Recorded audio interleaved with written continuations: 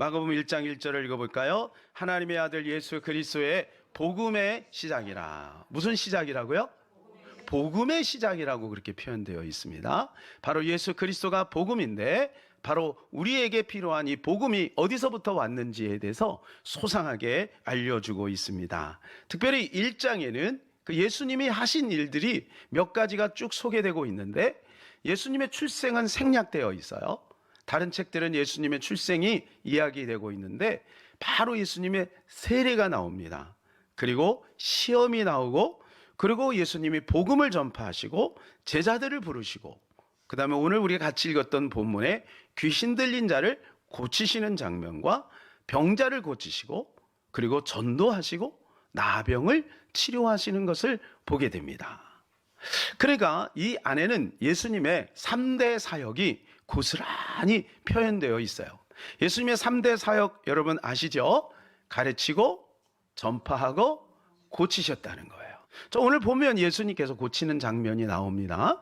그런데 귀신을 쫓아내고 병든 자를 고치고 이런 건데요, 제자 양육 그 책을 보게 되면 교과서에 대부분 그 고치는 거 어떻게 살짝 바꿔놨냐 하면, 고치는데 마음을 고치고 위로해주고 이런 식으로 살짝 바꿔놨다는 거예요.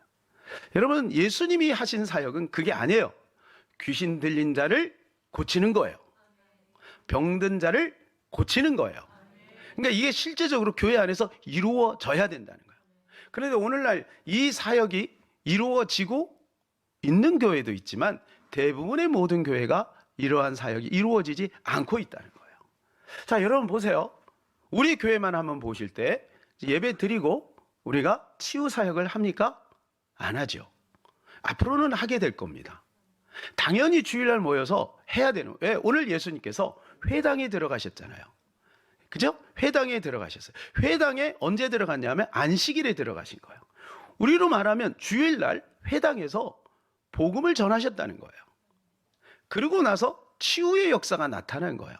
그러니까 여러분, 예배 중간에 치유의 선포가 있을 수도 있다는 거죠.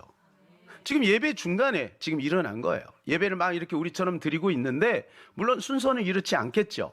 예배를 드리고 있는 가운데 귀신이 드러난 거예요. 여러분, 우리 교회도 예배를 드리는 가운데 귀신이 드러날 수도 있고, 귀신이 쫓겨날 수도 있고, 병이 치유될 수도 있다는 거예요. 그러니까 이게 당연한 거예요. 이게 성경적이다라고 하는 것입니다. 그런데 저는 이제 오늘 말씀을 근거로 해서 성경을 쭉 보는 가운데 참 이상한 것은 뭐냐면, 예수님이 하시는 사역 가운데 이 귀신이 역사하는 일들이 굉장히 많았어요. 귀신이 드러나고 귀신이 쫓겨나고 이런 일들이 굉장히 많은 것을 보게 됩니다.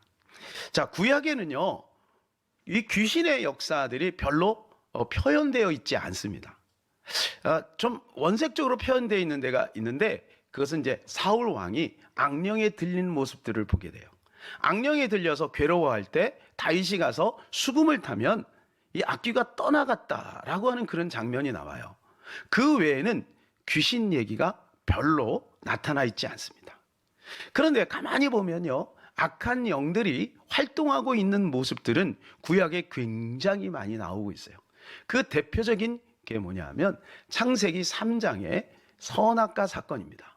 거기 뱀 속에 사탄이 들어가서 이 사탄의 사주를 받은 뱀이 하와를 꼬드기게 되고, 그 하와가 선악과를 따먹어요. 그때부터 마귀가 좋아하는 세상이 펼쳐진 거예요. 자, 굳이 이것을 색깔로 표현하자면 이거예요. 창세기 1장 이전은, 1장과 2장은 어때요? 하얀색입니다. 그죠? 빛된 그러한 시대입니다. 그런데 3장 이후에는 뭐냐면 캄캄 어두워요. 색깔로 말하면 3장 이후는 아주 검은색이에요. 그게 요한계시록까지 계속 가요. 여러분 보이십니까? 이 구도가 보이십니까? 그래서 예수님께서 이제 앞으로 오실 것을 창세기 3장 15절에서 말씀해 주고 있는 거죠. 그러니까 여러분, 구약에는 뭐냐면 이 악한 영에 완전히 사로잡혀서 지배받는 시대를 이야기해 주고 있고, 예수 그리스도가 오심으로 본격적으로 이 악한 영이 드러나는 것을 보게 되는 거예요. 그래서 제가 이거를 한번 조사를 해봤어요. 그래서 사탄 마귀라고 하는 그 단어가 성경에 몇 번이나 나오는가를 한번 살펴봤더니 구약에는 24번 정도밖에 나오지 않아요. 신약에는 무려 거의 3배 이상 되죠. 70회가 나와요. 그리고 개역거정, 지금 우리가 읽고 있는 이 성경에 귀신이라고 하는 한글로 되어 있는 단어가 몇 번 나오냐 보니까 103회가 나옵니다. 근데 구약에 몇 번 나올까요? 신명기에 한 번, 스가랴에 한 번, 딱 2번 나와요. 나머지는 신약에 나와요. 신약에 거의 101회가 나오는데, 자, 거기에 신약에서 그러면 다른 성경에 몇 번이 나오나 한번 다 찾아봤어요. 그랬더니 사도행전에 4번, 고린도전서에 2번, 디모데전서에 1번, 야고보서에 2번, 계시록에 3번 나옵니다. 여러분 이거 합치면 몇 번인가요? 12번밖에 안 됩니다. 그죠? 그러면 아까 몇 회가 남았다 그래 신약에? 여러분 안 좋은지 확인하는 거예요. 101회예요. 그죠? 101회 12번을 뺀 나머지가 다 어디에 나올까요? 사복음서에 나오는 거예요. 그럼 사복음서는 누구를 이야기해 주고 있어요? 예수님을 이야기하고요. 그러니까 예수님이 가는 곳마다 귀신이 드러나기도 하고 예수님이 귀신을 쫓아내기도 했다는 거예요. 그러니까 성경에서 귀신 이야기를 가장 많이 하신 분이 예수님이라는 거예요. 그러니까 우리나라 이게 잘못된 프레임 속에 빠져가지고 귀신 이야기를 하면 막 이상하게 막 알레르기 반응을 보이는데 그렇지 않아요. 그러면 여러분 예수님 2단이지. 2단 중에 2단이 예수님이지. 왜 예수님이 그렇게 귀신을 쫓아내고 또 예수님이 가는 것마다 귀신이 드러났을까요? 그것은 왜 그러냐면 창조주가 이 땅에 오셨기 때문에 그래요. 그전엔 인류의 역사입니다. 구약은 이스라엘의 역사예요. 이스라엘 역사. 그리고 선지자들이 말씀을 전하는 거예요. 그런데 그분이 직접 오신 거예요. 창조주가 직접 이 땅에 몸을 입고 오시니까 이제 악한 영들이 드러나는 거예요. 에베소 6장에 보게 되면 공중 권세 잡은 자라고 표현되어 있잖아요. 이 악한 영들이 숨어 있다가 활동을 하다가 이제 창조주 된 예수님이 딱 오시게 되니까 이제 스스로 막 드러나는 거예요. 자, 여기 오늘 말씀이 오게 되면 예수님이 귀신을 쫓아낸 게 아니라 본인이 드러난 거예요. 그래서 뭐라 그래요? 나사렛 예수여, 우리가 당신과 무슨 상관이 있나이까? 우리를 멸하러 왔나이까? 나는 당신이 누구인지를 아노니 하나님의 거룩한 자니이다. 진실을 말하고 있는 귀신이 아는 거예요. 그래서 야고보서에 뭐라고 됐어요? 귀신들도 예수님을 믿고 떤다고 돼 있어요. 여러분 이 시간에 우리가 예수 그리스도를 선포하고 여러분 가정에서 예수 그리스도 이름으로 예배를 드릴 때 귀신이 벌벌 떨고 떠나갈 줄로 믿습니다. 여러분 운명처럼 팔자처럼 우리 가정에 다 또아리를 들고 있는 악한 영들이 있다는 거예요. 그건 우리는 명확하게 어디에서 그 일이 벌어지는지는 모르지만 알고는 있어요. 그렇다면 여러분 예수 그리스도를 여러분 가정에 초청하시기를 바랍니다. 그 예수 그리스도 이름으로 찬양하고 예배하시기를 바랍니다. 그러면 어둠이 떠나갈 줄로 믿습니다. 귀신이 드러나고 사라질 줄로 믿습니다. 이것이 바로 예수의 이름의 권세인 거예요. 그래서 오늘 27절에 보면 사람들이 막 놀라는 거예요. 지금까지는 그런 일이 없었는데 어찌하여 이런 일이 벌어지느냐. 다 같이요. 다 놀라 서로 물어 이르되 이는 어찌미냐. 권위 있는 새 교훈이로다. 더러운 귀신들에게 명한즉 순종하는도다 하더라. 더러운 귀신들이 예수 그리스도 앞에서 벌벌 떨고 다 떠나가고 예수님의 말씀에 순종하고 있다는 거예요. 그전에는 교훈이 없었습니까? 있었습니다. 오늘 말씀에 보게 되니까 뭐라고 됐어요? 22절에 보니까 무사람이 그의 교훈에 놀라니 이는 그가 가르치는 것이 권위 있는 자와 같고 서기관들 같지 아니하밀라. 그때 당시에 서기관들도 말씀을 가지고 교훈합니다. 그런데 다르다는 거예요. 예수님이 오셔서 말씀하니까 뭔가 다르다는 거예요. 뭐가 다르냐? 영적인 실체가 드러나는 거예요. 영적인 실체가 드러나서 영적인 실체가 쫓겨나가는 그러한 현상들을 보면서 이야 이거는 권위 있는 새 교훈이로다. 귀신들도 더러운 귀신들도 벌벌 떨고 도망가는구나. 이 사람들이 놀라기 시작한 거예요. 주님은 이 땅에 말씀으로 오셨습니다. 요한복음 1장 1절 태초에 말씀이 계시니라 이 말씀이 하나님과 함께 계셨으니 이 말씀은 곧 하나님이시니라. 말씀이 하나님이라는 거예요. 따라서 말씀이 하나님이다. 예, 그래서 여러분이 하나님을 만나려면 뭐 해야 돼요? 말씀을 읽어야 돼요. 하나님 만나기를 원하면서 말씀도 읽지 않고 한 주 내내 이 말씀이 너무 귀하니까 집에다 고이고이 모셔놔가지고 주일날 들고 오려면 여기에 뽀얗게 먼지가 해갖고 오는 분은 한 분도 안 계신 줄로 믿습니다. 제가 성경을 많이 읽으면서 성경이 꿀송이보다 달고 창세기부터 계시록까지 이제 이 구슬이 엮인 것처럼 이게 보입니다. 행간에 하나님 무슨 말씀하시는지가 막 다 보이기 시작하고 영적인 것들이 보이기 시작하면서 특별히 제가 이 아까 말씀드린 이러한 영적인 실체가 이제 성경에서 막 보이기 시작하는 거예요. 예수님이 왜 오셨는지, 예수님이 인류를 구원하시는데 어떻게 구원하시는지 이러한 것들이 막 보이기 시작하는 거예요. 얼마나 감사한지요. 사랑하는 여러분, 우리가 이 말씀을 가까이에서 하나님을 만나시기를 축복합니다. 말씀을 가까이 해야 돼요.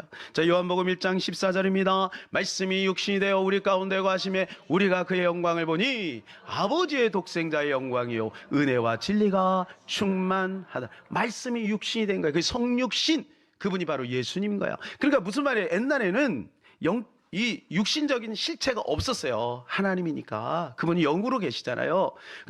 없었는데 그분이 말씀으로 계셨다는 거야. 그 말씀이 육신을 입으시니까 2000 전에 예수라고 하는 분이 이 땅에 오셨다는 거예요. 아시겠어요? 그러니까 여러분 가운데 말씀이 충만하면 여러분이 작은 예수가 된다. 그 얘기인 것입니다. 그러니까 우리 안에 이 말씀이 충만해야 되는 것이죠. 자, 그런데 우리가 이 말씀을 어떻게 대해야 되는가? 여기서 예수 그리스도가 말씀으로 오셨다라고 하는, 그 다음에 이 말씀이 새로운 권위가 있는 말씀이다. 이 말씀은 우리가 말씀 하는 그 말씀이 아니라는 거예요. 말씀을 읽었습니다. 말씀을 대한 거죠. 말씀을 지금 설교 시간에 들었습니다. 그 말씀이 아니에요. 제자 영육하면서 그 말씀을 우리가 서로 나눴습니다. 내가 말씀을 지킵니다 하는 그 말씀이 아니라는 거예요. 무슨 말인지 이해가 되세요? 개혁주의는 이렇게 말해요. 말씀을 지킨대요. 말씀 뭘 지키는 거예요? 창세기부터 계시록까지 원어 분석 쫙 해가지고 그 막 분석적으로 해가지고 그 말씀을 온전히 지켜나간다. 여러분, 그런 의미도 귀하지만 그러나 말씀은 그러한 어떤 공부하는 말씀이 아니에요. 그 말씀은 뭐냐?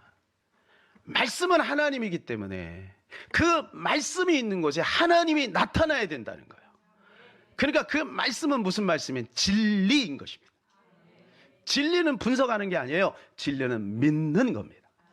따라서 진리는 분석하는 게 아니라 믿는 거다. 자꾸 분석하는 거예요. 헬라어가 어떻고. 물론 그걸 이해하기 위해서는 우리가 분석할 필요가 있어요. 근데 분석하는 것으로 끝나면 안 된다는 거예요. 쉐어링하는 것으로 끝나면 안 된다는 거예요. 그것이 우리의 삶 속에 그대로 나타나야 된다는 거예요.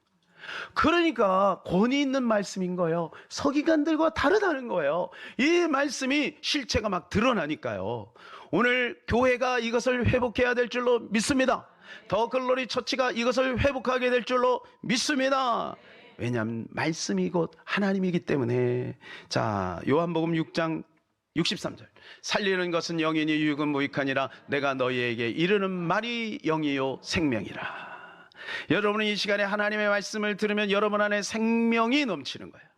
여러분 안에 영이 풍성해지게 될 줄로 믿습니다. 그래서 오늘 하나님의 말씀을 들을 때 우리는 예수님을 만나고 예수님을 먹고 예수님의 능력을 받게 되는 것입니다. 여러분, 이걸 믿으시기를 바랍니다. 예수님을 이 시간에 잡수시기를 바랍니다. 예수님을 먹어야 되는 거예요. 그래서 말씀한다고 말씀이 전해지는 것이 아니라 말씀이 복음돼야 되고 말씀이 생명이 돼야 되고 말씀이 능력이 돼야 될 줄로 믿습니다. 그래서 예수님은요, 제자들을 보낼 때 말씀도 보냈지만 능력도 보낸 거예요. 누가복음 10장 19절. 내가 너희에게 뱀과 전갈을 밟으며 원수의 모든 능력을 제할 권능을 주었으니 너희를 해칠 자가 결코 없으리. 제자들을 보낼 때 이러한 능력을 주신 거예요. 여러분, 우리에게 이러한 능력이 있어요? 없어요? 예. 우리에게 이러한 능력이 있는 거예요. 여러분, 제자들에게만 있는 게 아닌 거예요. 그랬더니 70인들이 나가서요, 기뻐하며 이렇게 보고해. 17절. 70인이 기뻐하며 돌아와 이르되 주여 주여 이르면 귀신들도 우리에게 항복하더이다. 할렐루야. 사랑하는 여러분, 가는 곳마다 귀신을 쫓아내시기를 바랍니다. 어둠의 문화를 쫓아내시기를 바랍니다. 슬픔과 그 답답함과 그런 걸 쫓아내세요. 여러분, 아침에 딱 일어나는데 괜히 마음이 불안하면 거울 보고 쫓아내세요. 예수의 이름으로 나는 하나님의 자녀다. 내 마음에 우울함을 가져다주는 어둠의 영, 염려를 가져다주는 불안을 가져다주는 어둠의 영아, 예수의 이름으로 떠나가라. 그러면요, 순식간에 떠나고 갑자기 마음이 확 바뀝니다. 해보시라니까요.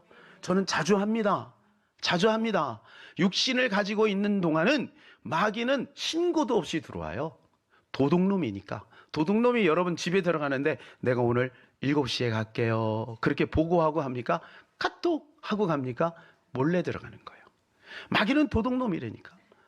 뭐 하면서? 유튜브 보면서 귀신이 우리의 마음을 장악하는 거예요.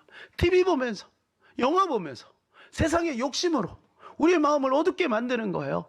그리고 그게 여러 가지 현상으로 나타나는 거죠. 여러분, 그러므로 우리는 귀신을, 악한 영을 습관적으로 쫓아야 될 것입니다. 우리가 잘못하면요, 이것은 그건 제자들에게만 주신 말씀이지 이렇게 생각할 수가 있어요. 그런가요? 그렇지 않습니다. 성경은 분명히 말합니다. 믿는 모든 자에게 주신 권세다, 이렇게 말씀해주고 있어요. 마가복음 16장 17절 18절. 믿는 자들에게는, 누구에게? 아니잖아요. 제자들에게. 아니잖아요. 제자들인데? 아니죠. 목사들에게, 아니 선교사들에게 만. 아니에요? 아니에요? 뭐예요? 믿는 자들이에요. 우리 모든 믿는 자들. 사랑하는 여러분, 우리가 예수 그리스도를 믿으십니까? 그러면 우리 안에도 이러한 표적과 기사가 당연히 따라와야 되는, 계속 읽어볼까요? 이런 표적이 따르니 곧 그들이 내 이름으로 귀신을 쫓아내며 새 방언을 말하며 뱀을 집어올리며 무슨 독을 마실지라 해를 받지 아니하며 병든 사람에게 손을 얹은즉 나으리라 하시더라. 아멘. 예. 그래서요, 우리 한국교회는요, 이거를 믿는 자들이라고 표현하지 않고 잘못하면 이게 은사자들 이렇게 표현해요. 여러분, 은사자들로 이렇게 딱 한정지면요, 여러 가지 문제가 돼요. 그 은사자들을 쫓아다니는 거예요. 그러니까 이 은사자들이 또 마귀가 어떻게 하냐면 교만하게 만드는 거예요. 그래갖고 이 은사자, 우리 나만 가지고 있는 거야. 은사니까 나만 가지고 있는 거야. 그래가지고 그걸 왜곡시키는 경향이 있는 거예요. 그게 아니에요. 모든 믿는 자에게 있는 거예요. 근데 그분들은, 조금 나타나는 분들은 먼저 깨달은 분이고, 우리는 앞으로 나타날 사람이고. 그래서 성경이 뭐라고 말해주고 있어요? 야고보서 5장 16절. 그러므로 너희 죄를 서로 고백하며 병이 낫기를 위하여 서로 기도하라. 의인의 강권을 역사하는 힘이 큼이니라. 병 낫기를 위하여 서로 기도하라는 거예요. 여러분, 이게 목사님만 기도하는 게 아니에요. 주의종만 기도하는 게 아니에요. 서로 기도하는 거예요. 엄마하고 아빠하고, 그리고 자녀하고 딸하고 아빠하고 아들하고 엄마하고 같이, 그리고 자매하고 서로 기도. 아프면 서로로 기도해 주라는 거예요. 기도하면 질병이 치료가 되는 것입니다. 할렐루야. 금요철에 바로 직전에 또 전사님이 그 전날과 전날에 일을 많이 하셨어요. 밖에서. 그래가지고 막 열이 또 막 올라가는 거예요. 철야 예배 전에. 예. 그러니까 이 전사님이 또 철야 예배 때 하실 일이 있잖아요. 그래서 제가 살짝 걱정이 되는 거예요. 또 철야 못 나오시면 어떡하나. 그래갖고 내가 바로 전화를 했죠. 전사님, 기도합시다. 딱 기도를 했어요. 그랬더니 철야 예배 나왔게 안 나왔게? 나왔어요. 목사님, 열이 떨어졌어요. 할렐루야. 기도하면 치료될 줄로 믿습니다. 기도하면 치료되는 거예요. 기도하면. 그리고 저는 몸이 아프면 누구한테 한다고요? 누구한테 기도받는다고요?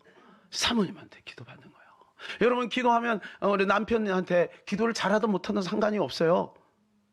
여러분, 저 스위치 누르는데 뭐 기술이 필요해요? 그냥 예수의 이름을 하면 돼. 여러분, 자녀들 아프다 그러면요, 기도해주세요. 엄마 손은 약손. 그런 말도 있잖아요. 엄마 손은 약손. 기도해주면 위로가 돼요. 옥스타신이 나와요.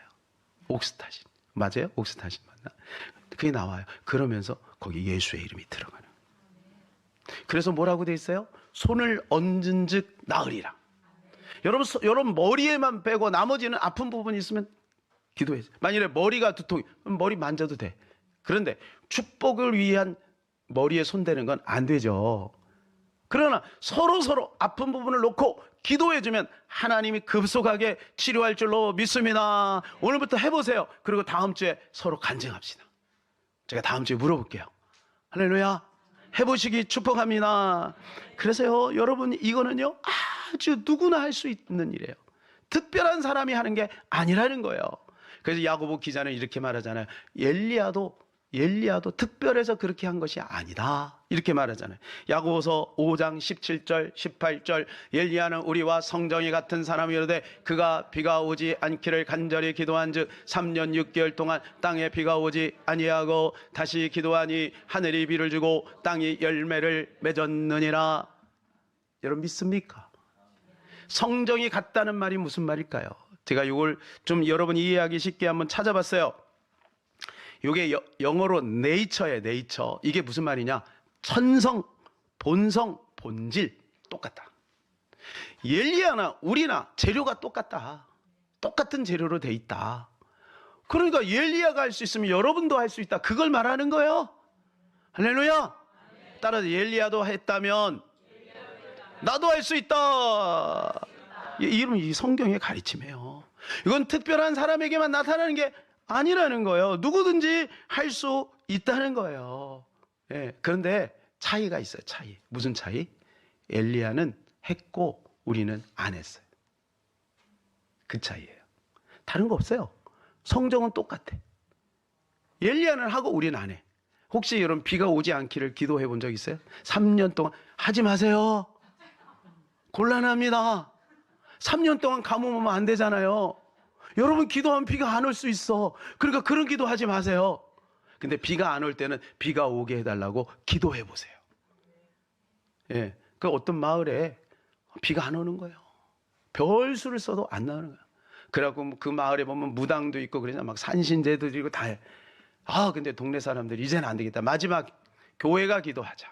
언덕 위에 있는 교회에 찾아가서 사람들이 다 이제 하나님 이 마을에 비가 오게 해주세요 기도하기로 했어요. 근데 한 꼬마 소녀가 다 우산을 들고 하는 거야. 그랬더니 어른들이 막 알밤을, 야 지금 비가 이렇게 안 오는데 무슨 우산을 들고 하냐. 그랬더니 쫙 째려보면서 하는 말이 뭐라고 했다고요? 아니 아저씨, 우리 기도하면 분명히 비가 올 텐데 돌아갈 때 비 맞으면서 갈 거예요?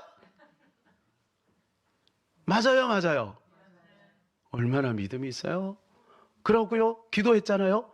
근데 어떻게 됐을까? 그 소녀만 우산 쓰고 쫙 하고 나머지는 어이구 부럽다. 다 비에 젖어 감기 걸렸다는 그런 후문이 있습니다. 여러분, 우리가 기도하면 반드시 응답이 됩니다. 엘리야만 그런 거 아니라는 거예요. 문제는 뭐냐? 우리가 기도하지 않는다. 기도하면 응답이 오는 거예요. 사랑하는 청년들이여, 기도하시기를 바랍니다. 기도하세요. 하나님이 역사합니다. 그래서 마가복음 11장 23절에 이렇게 말씀해주고 있어요. 내가 진실로 너에게 이르노니 누구든지 이 산더러 들리어 바다에 던져지라 하며 그 말하는 것이 이루어질 줄 믿고 마음에 의심하지 아니하면 그대로 되리라. 자 보세요. 여기에서 아주 중요한 것이 나와요. 산이 바다로 옮겨지는 기적의 시발점이 뭔가요? 예? 뭐예요? 그렇죠. 말하는 거예요. 여러분 해보신 적 있어요? 뒷산아 옮겨져서 바다에 옮겨져라. 그래서 저기 속초에 가고 설악산아 동해바다로 옮겨져라 하지 마세요. 저는 설악산을 엄청 좋아하거든요. 가끔 가서 설악산을 보면 가슴이 뻥 뚫리고 너무 좋아요. 여러분이 바다에 빠뜨리면 저는 힘들어요. 절대로 하지 마세요. 우리가 기도하면 된다는데, 여러분 이게 무슨 말이냐면 안 하는 거예요. 안 하는 거예요. 여호사가 하나님 앞에 기도했더니 어떻게 됐어요? 이 지구의 자전과 공전이 멈췄어요. 기도하면 되는 거예요. 안 하니까 안 되죠.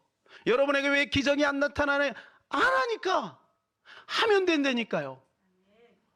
여호사는 한 거예요. 엘리야는 한 거예요. 근데 우리는 안 하는 거예요. 뭐 때문에? 다시 한번 띄워주세요. 다시 한번 방금 전에 있는 거. 의심하지 아니하면. 해도 의심하는 거예요. 밑줄 그으셔야 돼 거기에. 사랑하는 여러분, 의심을 가져다 주는 게 뭐예요? 마귀예요. 예수님을 의심하게 했어요. 누가요? 마귀가 가룟 유다에게 예수를 팔 생각을 넣은 거예요. 아니 되겠어? 산이 어떻게 바다에 옮겨져? 말도 안 되는 얘기지. 의심하게 만드는. 그러니까 하다가 마는 거예요. 사랑하는 여러분, 될 때까지 하시기를 바랍니다. 계속해서 기도하시기를 바랍니다. 반드시 하나님이 역사하시는 것입니다.